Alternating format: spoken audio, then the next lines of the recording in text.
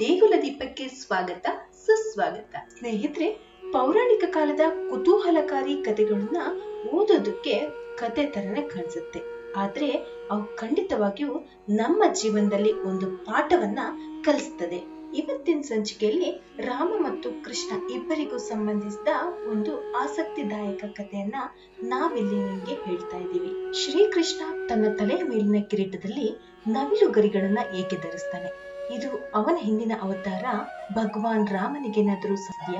ಈ ಬಗ್ಗೆ ವಿವರವಾಗಿ ಈ ಸಂಚಿಕೆಯಲ್ಲಿ ತಿಳ್ಕೊಳ್ಳೋಣ. ಹಿಂದೆ ವನವಾಸದ ಸಮಯದಲ್ಲಿ ಸೀತೆಗೆ ಬಾಯಾರಿಕೆಯಾದಾಗ ರಾಮ ಸುತ್ತ ನೋಡ್ತಾನೆ. ಅವನಿಗೆ ದೂರದಲ್ಲಿ ಒಂದು ದೊಡ್ಡ ಕಾಡು ಕಾಣಿಸುತ್ತೆ. ನಂತರ ಅವನು ಪ್ರಕೃತಿಯನ್ನ ಪ್ರಾರ್ಥಿಸಿ, ಓ ವನದೇವ, ಇಲ್ಲಿ ಸುತ್ತಮುತ್ತ ಎಲ್ಲಿ ನೀರಿದೆಯೋ ಆ ಸ್ಥಳವನ್ನ ತಲುಪೋಕೆ ನಮಗೆ ಸರಳವಾದ ಮಾರ್ಗವನ್ನ ತೋರಿಸು ಅಂತ ಬೇಡ್ಕೊಳ್ತಾನೆ.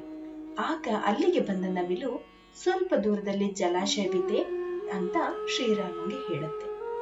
ನಾನು ನಿಮ್ಮ ಮಾರ್ಗವನ್ನು ಸೂಚಿಸ್ತೇನೆ, ಆದ್ರೆ ನನ್ನಿಂದ ಏನಾದ್ರೂ ತಪ್ಪಾದ್ರೆ ದಯವಿಟ್ಟು ಕ್ಷಮಿಸ್ಬೇಕು ಅಂತ ಬೇಡ್ಕೊಳ್ಳುತ್ತೆ. ಆಗ ರಾಮ, ನಿನ್ನಿಂದ ತೊಂದರೆಯೇ, ಇದಕ್ಕೆ ಹೇಳ್ತಿದ್ಯಾ ಅಂತ ನವಿಲನ್ನ ಕೇಳ್ತಾನೆ. ಆಗ ನವಿಲು, ನಾನು ಕೆಲವೊಮ್ಮೆ ಹಾರಿಕೊಂಡು ಹೋಗ್ತೇನೆ, ನೀವು ನಡೆದುಕೊಂಡು ಬರ್ತೀರಿ. ನಾನ್ ಹಾರುವಾಗ ನನ್ನ ರೆಕ್ಕೆಗಳು ನೀವು ನಡೆದುಕೊಂಡು ಬರುವ ದಾರಿಯಲ್ಲಿ ಬೀಳ್ಬಹುದು, ಇದು ನಿಮ್ಗೆ ತೊಂದರೆ ಆಗ್ಬಹುದು ಅಂತ ಹೇಳುತ್ತೆ. ಆಗ ರಾಮ, ನಿನ್ನಿಂದ ನಮ್ಗೆ ಸಹಾಯವಾಗುತ್ತೆ ಹೊರತು ತೊಂದರೆ ಅಂತೂ ಆಗೋದಿಲ್ಲ ಅಂತ ಹೇಳುತ್ತಾನೆ. ಆಗ ನವಿಲು, ಸರಿ, ಹಾಗಾದ್ರೆ ನಾನು ಹಾರಿಕೊಂಡು ಹೋಗುವಾಗ ನನ್ನ ರೆಕ್ಕೆಗಳು ನೆಲದ ಮೇಲೆ ಬೀಳುತ್ತದೆ, ಇದರ ಸಹಾಯದಿಂದ ನೀವು ಕೊಳಕ್ಕೆ ಮಾರ್ಗವನ್ನ ಕಂಡುಕೊಳ್ಬಹುದು ಅಂತ ಹೇಳು. ನವಿಲುಗರಿಗಳು ನಿರ್ದಿಷ್ಟ ಸಮಯದಲ್ಲಿ ಮತ್ತು ನಿರ್ದಿಷ್ಟ ಋತುವಿನಲ್ಲಿ ಮಾತ್ರ ಬೀಳುತ್ತವೆ ಅನ್ನೋದು ನಂಬಿಕೆ. ನವಿಲು ತನ್ನ ಇಚ್ಛೆಗೆ ವಿರುದ್ಧವಾಗಿ ತನ್ನ ಗರಿಗಳನ್ನ ಹರಡಿದ್ರೆ ಅದು ಸಾಯುತ್ತೆ.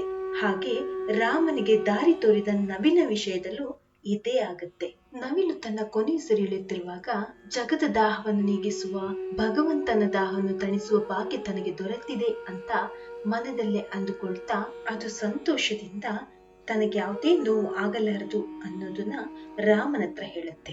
ಆಗ ಶ್ರೀರಾಮ ನವಿಲಿಗೆ, ನೀನು ನಮ್ಮ ದಾಹವನ್ನು ತೀರಿಸ್ಲಿಕ್ಕೆ ನಿನ್ನ ಗರಿಗಳನ್ನ ಅರ್ಪಿಸಿದ್ಯಾ, ನಿನ್ನ ಈ ಸಹಾಯಕ್ಕೆ ನಾನು ಚಿರಋಣಿ, ಮುಂದಿನ ಜನ್ಮದಲ್ಲಿ ನಾನು ನಿನ್ನ ಋಣವನ್ನ ತೀರಿಸ್ತೇನೆ ಅಂತ ರಾಮ ನವಿಲಿಗೆ ಭರವಸೆಯನ್ನ ಕೊಡ್ತಾನೆ.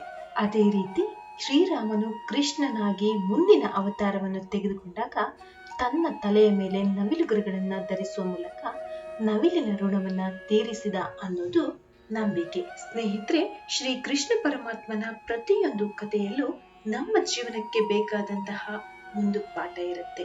ಅದೇ ರೀತಿ ಈ ಕಥೆಯಲ್ಲೂ ಕೂಡ ನಮ್ಗೆ ಕಷ್ಟ ಬಂದಾಗ ನಮ್ಗೆ ಸಹಾಯ ಮಾಡಿದವರನ್ನ ಯಾವತ್ತಿಗೂ ಮರಿಬಾರದು ಅನ್ನೋದೇ ಈ ಕಥೆಯ ಸಂದೇಶ. ಸ್ನೇಹಿತರೆ, ಇದಿಷ್ಟು ಕೃಷ್ಣನ ಕಿರೀಟದಲ್ಲಿರುವಂತಹ ನವಿಲುಗರಿಯ ಕಿರು ಮಾಹಿತಿ. ಹಾಗಿದ್ರೆ ಮುಂದಿನ ಸಂಚಿಕೆಯಲ್ಲಿ ಇನ್ನಷ್ಟು ವಿಷಯಗಳ ಬಗ್ಗೆ ತಿಳ್ಕೊಳ್ಳೋಣ.